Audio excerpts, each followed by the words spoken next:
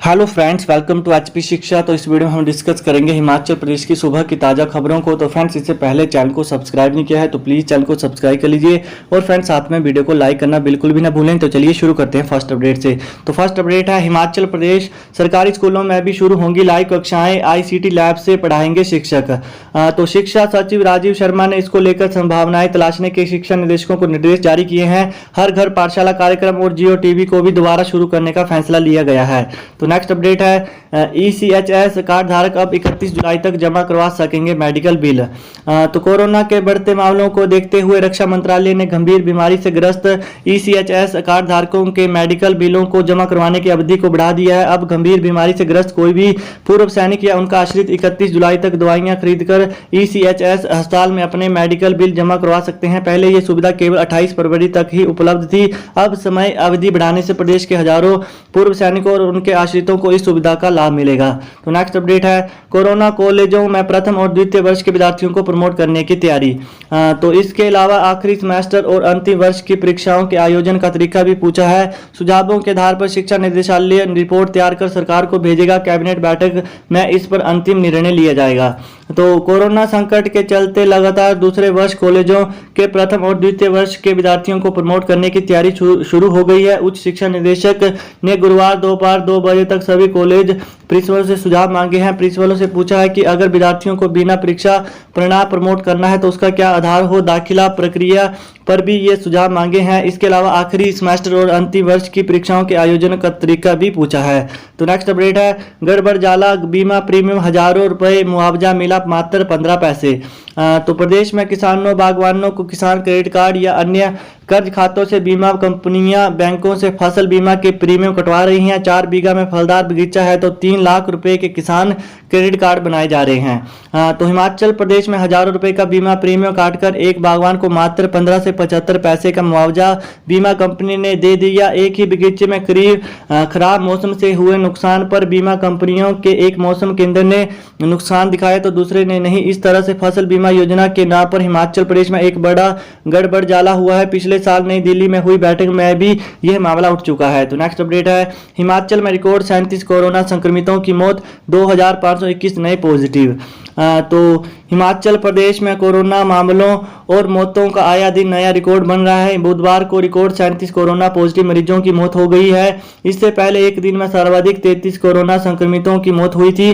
कांगड़ा जिले में एक दिन में रिकॉर्ड 15 कोरोना संक्रमितों की मौत हुई थी। मंडी 5, शिमला 4, सोलन 4 और हमीरपुर 3, सिरमौर और ऊना में 2 संक्रमितों ने दम तोड़ दिया। वहीं बिलासपुर और चंबा में एक संक्रमित की मौत हुई है। उधर प्रदेश में एक ही दिन में रिकॉर्ड 2521 लोगों के कोरोना टेस्ट की रिपोर्ट पॉजिटिव आई। इससे पहले 27 अप्रैल को 2208 नए मामले आए थे। कांगड़ा जिले में फिर रिकॉर्ड 694 नए मामले आए हैं। इस तरह से सोलन में 398, मंडी में 300, बिलासपुर में 207, ऊना में 121, कुल्लू में 109, हमीरपुर में 161, चंबा में 135, शिमला में 107, सिरमौर में 263, किन्नौर में 14 और लाहौल स्पीति में 12 नए मामले आए हैं।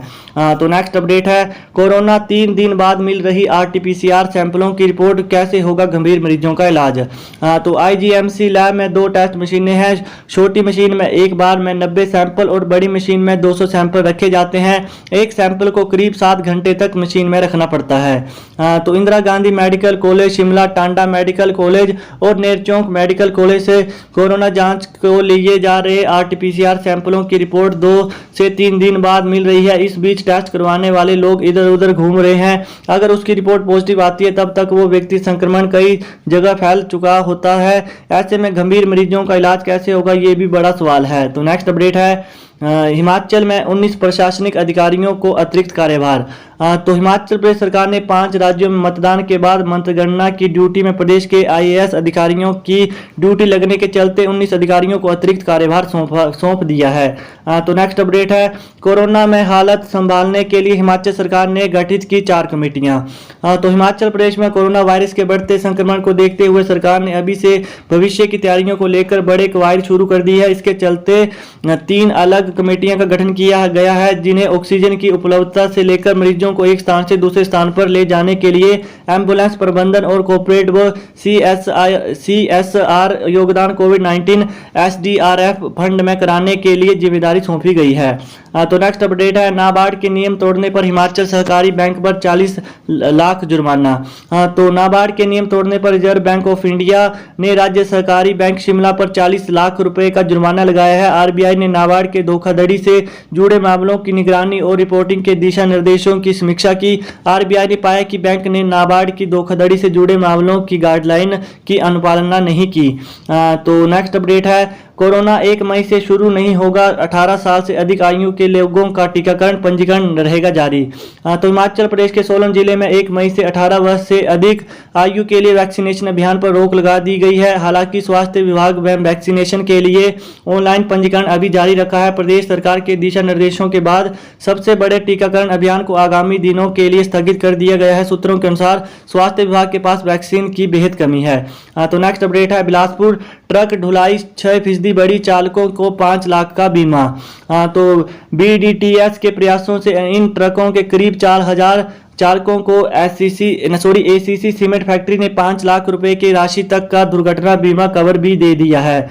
तो हिमाचल प्रदेश के बिलासपुर जिले के बरमाणा स्थित ACC सीमेंट फैक्ट्री में बनने वाले सीमेंट की प्रदेश और अन्य राज्यों के लिए होने वाली ढुलाई के रेटों में 6% की बढ़ोतरी हुई है। इस किराए वृद्धि को ACC सीमेंट फैक्ट्री में माल ढुलाई कार्य में लगे करीब 4,000 ट्रक ऑपरेटरों को लाभ होगा। तो नेक्स्ट अपडेट है, कुल्लू दादा के बाद पिता का बेटी से मारपीट का वीडियो वायरल।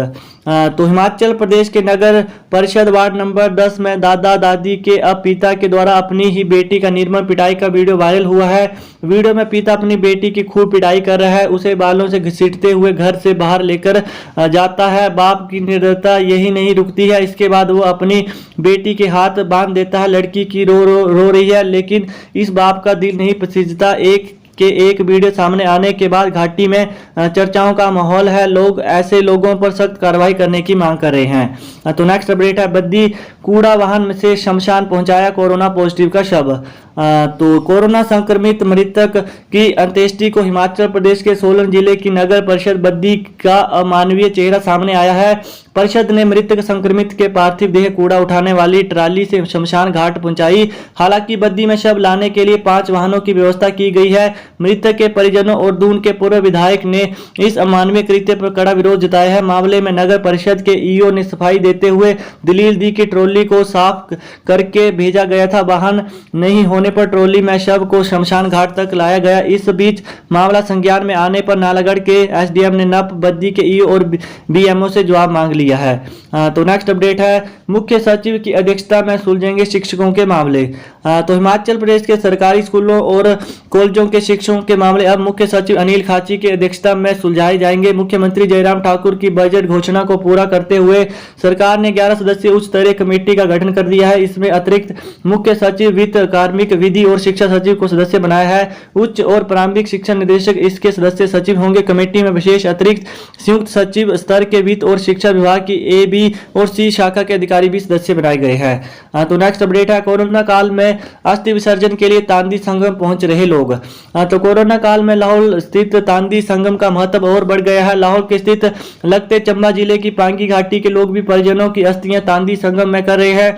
पांडव अज्ञातवास से जुड़ी इस ऐतिहासिक तीर्थ एवं तपोस्थली संगम की एक अलग ही पहचान है। इसका धार्मिक ग्रंथों में भी उल्लेख मिलता है। चंद्रभागा तांदी संगम स्थल में हिंदू पंडितों और बुद्धिस्ट लोग लामाओं की ओर से अपनी रीति के अनुसार मंत्रोच्चारण के बाद अस्थियों का विसर्जन कर रहे हैं। तो नेक्स्ट अपडेट है, गुड़िया के पिता बोले नीली छतरी वाला ही करेगा इंसाफ। तो बहुचर्चित गुड़िया दुष्कर्म और हत्या प्रकरण में आरोपी चिरानी नीलू को दोषी करार देते हुए जाने पर गुड़िया के पिता ने कई सवाल उठाते हुए तीखी प्रतिक्रिया दी है। गुड़िया के पिता के अनुसार CBI ने उनका भरोसा तोड़ा है, अब नीली छतरी वाला ही कभी इंसाफ करेगा। उन्होंने कहा कि गरीब मार नहीं होनी चाहिए, असली गुनहगार पकड़े जाने चाहिए। उन्हें शक है कि नीलू ऐसा दोषी तो नहीं बना दिया गया कि पैसा देकर कलबूत बूथ खड़ा किया गया हो। तो नेक्स्ट अपडेट है हमारे पास, जीप बैठक में गूंजा बागवानों को हुए नुकसान का मामला। तो कोरोना महामारी के बीच बुधवार को जिला परिषद की विशेष बैठक में हिमपात से सेब और अन्य फसलों को हुए नुकसान का मुद्दा गरमाया रहा। बजट भवन के सभागार में जिला परिषद अध्यक्ष चंद्रप्रभा नेगी की अध्यक्षता में हुई इस बैठक में हिमपात और ओलावृष्टि से सेब तथा अन्य फसलों को पहुंचे नुकसान के एवज में जल्द मुआवजा राशि जारी करने की मांग की गई। तो नेक्स्ट अपडेट है, निजी ऑपरेटर 3 मई को खड़ी कर देंगे बसें। तो जिले की सबसे बड़ी हिमालयन बस ऑपरेटर यूनियन के सदस्य 3 मई को चाबियां और रूट परमिट आरटीओ ऑफिस में जमा कर बसें खड़ी कर देंगे। बुधवार को यूनियन के प्रतिनिधिमंडल ने डीसी शिमला के माध्यम से मुख्यमंत्री को ज्ञापन भेजकर यह ऐलान किया। तो नेक्स्ट अपडेट है, हिमाचल के 2 जिलों में सामूहिक भोज पर रोक, मंडी में देवी देवताओं की शोभा यात्राओं पर भी प्रतिबंध। तो हिमाचल प्रदेश के चंबा जिले और मंडी जिले में धाम और सामूहिक भोज पर रोक लगाने का फैसला लिया गया है। चंबा जिले में शादी समारोह में अब सामूहिक धाम और रिसेप्शन पर रोक लगा दी गई है। शादी के दौरान आयोजित होने वाली धाम और रिसेप्शन में लोगों का जमावड़ा होने संबंधी शिकायतें मिलने के बाद प्रशासन ने सख्त कदम उठाने का निर्णय लिया है। कोरोना महामारी की दूसरी लहर के बढ़ते प्रकोप को देखते हुए जिला प्रशासन ने बाकायदा इसके बारे में साथी मजदूर की हत्या कर झाड़ियों में फेंका शव। तो बरोटीवाला थाने के तहत गुनाई में ठेकेदार के पास कार्य करने वाले एक 25 वर्षीय मजदूर नीरज सिंह को उसके साथियों ने मारकर झाड़ियों में फेंक दिया। बरोटीवाला पुलिस ने मंगलवार देर रात शव को झाड़ियों से निकाला और कब्जे में लिया। और तो फ्रेंड्स, यही थी कुछ सुबह की ताज़ा खबरें। वीडियो चली तो फ्रेंड्स वीडियो को लाइक, कमेंट और फ्रेंड्स चैनल को सब्सक्राइब करना ना भूलिएगा। Thanks for watching. जय हिंद, जय हिमाचल।